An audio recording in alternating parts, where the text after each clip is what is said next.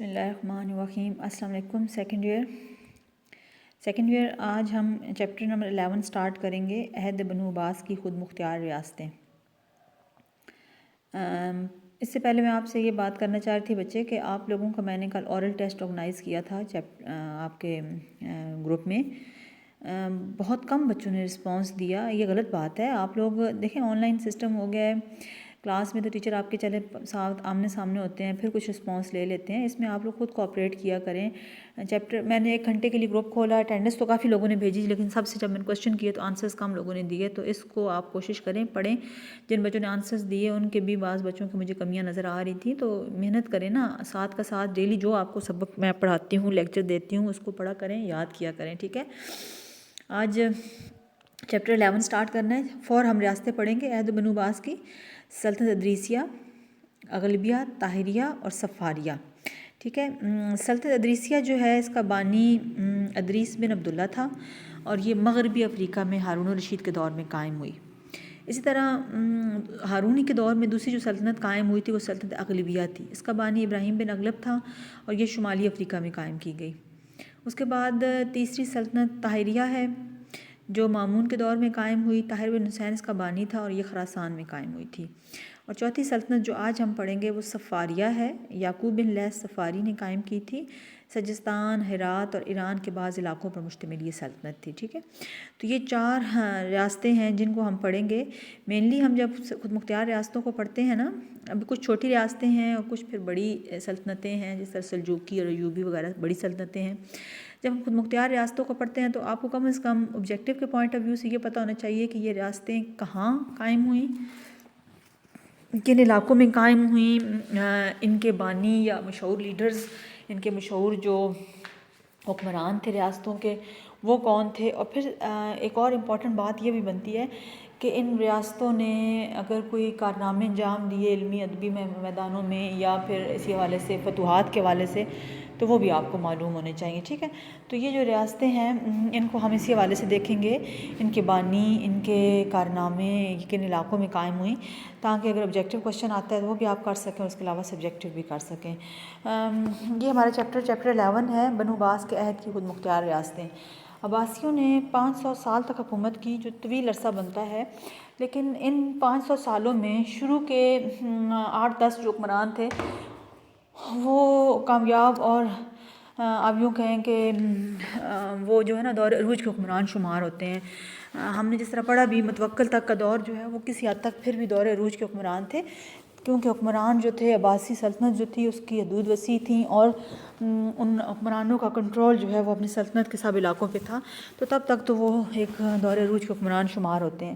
لیکن پھر وقت گزرنے کے ساتھ ساتھ عباسیوں کا رسوخ کم ہونا شروع ہوا، مختلف اور قوتیں جو ہیں سلطنت میں سر اٹھانے لگی۔ جس طرح متوکل کے دور میں آپ نے دیکھا کہ ترکوں نے بہت قوت پکڑ لی تھی، تو اس سے یہ ہوا کہ پھر عباسی خلفاء کی گرفت جو ہے نا وہ کمزور پڑ گئی، اور وہ سلطنت کے مختلف علاقوں پر اس طرح ان کا ہولڈ نہیں رہا۔ نتیجہ یہ نکلا کہ مختلف صوبوں میں، مختلف علاقوں میں جو صوبوں کے والی یا مختلف علاقوں کے جو سردار وغیرہ ہوتے تھے وہ پاورفل ہونا شروع ہو گئے، خود مختار ریاستیں بننے لگ پڑیں۔ بس فرق یہ ہے کہ یہ خود مختار ریاستیں جو سلطنت کے طول و عرض میں بن گئی تھیں، اور اپنے اپنے علاقوں میں یہ حکمران خود فیصلے کرتے تھے، خود حکومت کرتے تھے، وہ برائے نام سے ہی عباسی سلطنت سے بھی جڑے ہوئے تھے، اور بعض معاملات میں وہ عباسی خلیفہ کی پیروی کرتے تھے۔ عباسی خلفاء کے نام خطبوں میں اور سکوں پہ جاری رہتے تھے، برائے نام سے ہی حکمران خود کو نا عباسی خلافت کا وفادار کہتے تھے۔ تو اس حوالے سے ہم یہ دیکھتے ہیں کہ عملاً تو یہ حکمران اتنے طاقتور تھے کہ خود خلیفہ بھی ان کی کسی بات سے انکار نہیں کر سکتا تھا، اور بعض دفعہ خلفاء خود ان حکمرانوں سے مدد طلب کرتے تھے۔ جس طرح الب ارسلان جو سلجوقی حکمران تھا، اس کو خلیفہ نے مدد کے لیے بلایا آل بویہ کے خلاف، آگے ہم واقعات پڑھیں گے۔ تو مطلب یہ خود مختار ریاستیں جو ہیں وہ ریاست کے اندر ریاستیں بن گئیں، اور حکمران جو ہیں وہ بظاہر عباسی خلفاء کو وفادار تھے، لیکن اصل میں وہ اپنے معاملات میں آزاد اور خود مختار تھے۔ عباسی خلفاء پر ان کا کوئی ان پہ نا کوئی کنٹرول نہیں تھا۔ اچھا، آج ہم صرف 4 ریاستیں دیکھیں گے۔ پہلی سلطنت ادریسیہ ہے، یہ آپ پڑھ چکے ہیں، ہارون کے دور میں جو ہے یہ ریاست قائم ہوئی تھی۔ ہادی جو ہارون کا بھائی تھا بڑا، اس کے دور میں یہ حسین بن علی ایک علوی تھے، فاطمی تھے، حجاز میں انہوں نے بغاوت کی تھی۔ وہ ان کی وفات کے بعد ان کے ماموں ادریس بن عبداللہ جو ہیں وہ جان بچا کے مغربی افریقہ مراکش چلے گئے، اور امام نفس زکیہ کے بھائیوں میں سے تھے یہ۔ تو انہوں نے نا وہاں پہ بربر جو قبائل تھے ان کی بیعت انہوں نے کر لی، اور اس طرح بربروں کی مدد سے مغربی افریقہ میں ایک چھوٹا سا علاقہ جو موجودہ مراکش ملک ہے نا، اگر آپ میپ میں دیکھیں تو وہاں پہ 788 میں یہ ادریسی یا علوی حکومت قائم ہوئی۔ ٹھیک ہے، سلطنت ادریسیہ دراصل علویوں کی یا فاطمیوں کی حکومت تھی، اور آپ یہ تو جانتے ہیں نا کہ فاطمی اور علوی جو ہیں وہ بنو عباس کے دور میں بار بار بغاوتیں کر رہے تھے، ان سے ناخوش تھے اور اپنی سلطنت قائم کرنا چاہتے تھے۔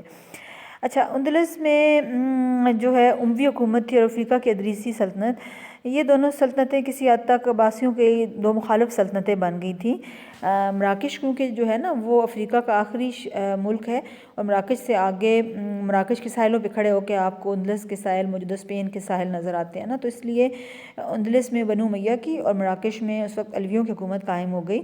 تو کہتے ہیں کہ ہارون الرشید جو ہے بطور خلیفہ اس نے یہ فیصلہ کیا کہ وہ اس سلطنت کو قائم رہنے دے گا اور اس کو ختم نہیں کیا۔ ادریس بن عبداللہ کو تو ہارون نے ایک جاسوس کے ذریعے مروا دیا تھا، لیکن اس کے مرنے کے بعد جو ایک بیٹا پیدا ہوا اس کو انہوں نے جانشین بنا لیا اور اسی کے نام پہ حکومت ہوتی رہی۔ تو ہارون نے اس سلطنت کو ختم نہیں کیا، جس کی ریزن مورخین کے نزدیک یہ تھی کہ شاید ہارون الرشید کی ایک خواجہ پالیسی تھی کہ اس نے اس کو نا اس سلطنت کو ایک بفر سٹیٹ کے طور پہ، ایک چھوٹی سی درمیانی سٹیٹ کے طور پہ رکھا، تاکہ براہ راست اندلس کے ساتھ سرحدیں نہ ملیں اور بنو امیہ کے ساتھ کوئی جنگ نہ کرنی پڑے۔ یہ حکومت تقریباً 200 سال تک قائم رہی، اور بالآخر قرطبہ کے ایک خلیفہ نے اس پہ ختم کیا۔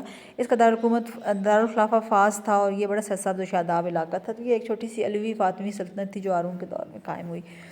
دوسری جو امپورٹنٹ سلطنت ہارون الرشید کے دور میں قائم ہوئی، اس کا نام جو ہے وہ سلطنت اغلبیہ تھا۔ ٹھیک ہے نا، 800 عیسوی سے 909 عیسوی تک اغلبیہ کی یہ سلطنت جو ہے وہ قائم ہوئی ہارون کے دور میں، اور اس کو جو ہے بڑی امپورٹنس جو ہے وہ حاصل تھی۔ شمالی افریقہ کا علاقہ ہارون کے دور میں مسلسل بغاوتوں کا مرکز تھا، اور بار بار یہاں بغاوتیں ہو رہی تھیں، تو اسی لیے کہتے ہیں کہ ہارون الرشید جو ہے اس نے بغاوتوں ختم کرنے کے لیے کئی جرنیل بھیجے، لیکن جب یہ بغاوتیں ختم نہیں ہوئیں تو ہارون نے ایک نیا تجربہ کرنے کا فیصلہ کیا، اور اس نے جو ہے نا ابراہیم بن اغلب جو اس کا جرنیل تھا اس کو یہ تمام علاقے سپرد کر دی، اور یہ شرط لگائی کہ وہ ان علاقوں میں امن و امان قائم کرے تو افریقہ کی امارت مستقل اس کے خاندان میں دے دی جائے گی۔ ہارون نے 40,000 درہم سالانہ پر یہ جو افریقہ کا شمالی افریقہ کا علاقہ تھا یہ سارا کا سارا خاندان اغلبیہ کے حوالے کر دیا، اور ابراہیم بن اغلب نے وہاں پر ایک بڑی مضبوط حکومت قائم کی، اور اس کی اولاد میں سے 10 حکمران گزرے جنہوں نے اس علاقے میں حکومت کی۔ اغلبیہ کی یہ سلطنت جو تھی نا، اس سے فائدہ ہارون کو یہ ہوا کہ ظاہر افریقہ کے معاملات سے وہ اس کو کنارہ کشی مل گئی، وہاں سے مستقل خراج بھی آتا رہا، اور وہاں کے معاملات بھی سموتھلی چلتے رہے، وہاں کی بغاوتوں وغیرہ سے ہارون کو کنسرن نہیں تھا۔ اغلبیہ کا سب سے بڑا کارنامہ یہ ہے کہ انہوں نے ایک بہت مضبوط بحری بیڑا بنایا، کیونکہ افریقہ کی سرحدیں جو ہیں وہ بحیرہ روم سے ملتی ہیں، اور دوسری طرف رومی حکومت تھی، تو رومیوں کو شکست دینے کے لیے یہ بیڑا بنایا گیا، اور سسلی اور مالٹا اور سارڈینا وغیرہ کے جزائر فتح کیے گئے۔ جس طرح ہم نے پڑھا نا کہ سلطنت اغلبیہ کے حکمران زیاد اللہ نے مامون کے دور میں سکلیہ اور سسلی کے جزائر فتح کیے تھے، تو اسی لیے پی کے ہیٹی جو ہیں وہ ہسٹری آف عرب میں یہی لکھتے ہیں کہ ایتھنز سے بھی جو کتبے برآمد ہوئے، ایتھنز یونان کا ایک جزیرہ ہے نا، ان سے پتہ چلتا ہے کہ 10ویں صدی کے آغاز میں یہاں پر اغلبیہ کی حکومت تھی۔ تو موجودہ بہت سے علاقے جو ہیں وہ اغلبیہ نے قائم کیے، اغلبیہ نے بڑے خوبصورت وہاں پہ جو ہے نا حکومتیں بنائیں، وہاں پہ ایک طرح سے افریقہ کے اندر نا عربی اثر و رسوخ کو پھیلایا سلطنت اغلبیہ نے، اور رومی جو حملے تھے ان کو ختم کیا، بحیرہ روم پر رومیوں غلبہ جو ہے وہ ختم کیا، اور یہ ریاست جو ہے یہ 909 عیسوی تک قائم رہی، اور جب افریقہ میں فاطمی خلافت قائم ہوئی مصر میں تو اس کے ہاتھوں اغلبیہ کو شکست ہوئی۔ ٹھیک، نیکسٹ ہماری جو سلطنت ہے وہ طاہریہ ہے۔ 820 سے 872 تک سلطنت طاہریہ رہی، اس کا بانی طاہر بن حسین تھا، اور یہ سلطنت خراسان اور عراق کے علاقوں پر مشتمل تھی۔ طاہر بن حسین کا ہم تعارف پڑھ چکے ہیں کہ امین کی جو مامون اور امین کی جنگ تھی اس میں طاہر ایک جرنیل تھا، اور اس نے امین الرشید کو شکست دی، اور مامون کی حکومت قائم کی۔ مامون الرشید اس کے کارناموں کا تو معترف تھا، لیکن ظاہر ہے اس کے بھائی کا قتل جو ہے اس کے ہاتھوں ہوا تھا، اس پر مامون اس سے تھوڑا ناراض بھی تھا۔ تو طاہر بن حسین نے خود ہی مامون سے درخواست کر کے خراسان کی امارت طلب کی۔ اس کے کارناموں کے عوض مامون نے اس کو خراسان کا گورنر تو بنا دیا، لیکن ودن 2 ایئرز جو ہے نا اس نے وہاں پہ خلیفہ کے نام خطبے سے نکال کے خراج دینا بند کر دیا اور وہاں پہ اپنی حکومت قائم کر لی۔ مامون الرشید اس سلطنت کو ختم نہیں کرا، کیونکہ طاہر بن حسین کی خود وفات ہو گئی طبی طریقے سے، اور اس کا بیٹا عبداللہ بن طاہر جو تھا وہ مامون کا وفادار تھا۔ یہ سلطنت کافی عرصے تک جو ہے وہ قائم رہی۔ عبداللہ بن طاہر کے زمانے میں سے بڑا عروج ملا، اور صفاری حکمران یعقوب بن لیث کے ہاتھوں اس کا خاتمہ ہوا۔ علمی اور تہذیبی میدان میں ظاہر اس سلطنت نے بڑے کارنامے انجام دیے۔ خراسان جو عربوں کی قومی تحریکوں کا مرکز تھا، یہاں پر ایرانی قومیت کے تحریکوں نے جنم لیا، اور ظاہر آل طاہر جو تھے انہوں نے فارسی علم و ادب و تہذیب و تمدن کو بڑا فروغ دیا نا۔ طاہریہ سلطنت کی بنیادوں پر جو دوسری بڑی سلطنت قائم ہوئی وہ سلطنت صفاریہ تھی۔ 867 سے لے کے 902 جو ہے 903 تک جو ہے یہ عیسوی تک یہ سلطنت قائم رہی۔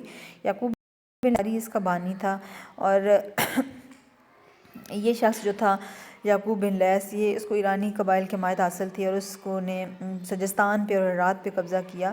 بعد میں اس نے اپنے علاقے بڑھاتا چلا گیا، پورا فارس اس کے انڈر آ گیا، پورا ایران آ گیا، اور خلیفہ کے دربار میں ایک سفارت اس نے بھیجی تو خلیفہ نے اس کی حکومت کو تسلیم کر لیا۔ عملاً بالکل آزاد ریاست تھی، اس کو پہلی ایرانی ریاست بھی بولا جاتا ہے۔ اس کے دور میں خراسان امن و امان قائم ہوا، اور اس نے نا طاہریوں کے مقابلے میں انہوں نے ایرانی ادب کے فروغ کے لیے زیادہ دلجمی سے کوشش کی۔ چنانچہ اس نے فارسی زبان کی کو سرپرستی دی، اور اس کا دربار ایرانی ادباء اور شعراء کا مرکز بنا، اور فارسی زبان کی کئی اصطلاحات کی ترقی جو ہے نا اس کے دور میں ہوئی۔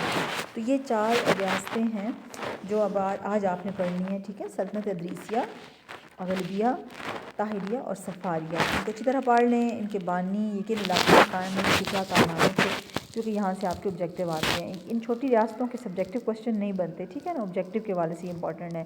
جو بڑی ریاستیں ہیں سلجوقی یا ایوبیہ وغیرہ، تو وہ بڑے اس میں سے کوسچنز بھی بنتے ہیں۔ یہ آپ پڑھ لیجئے گا آج کا۔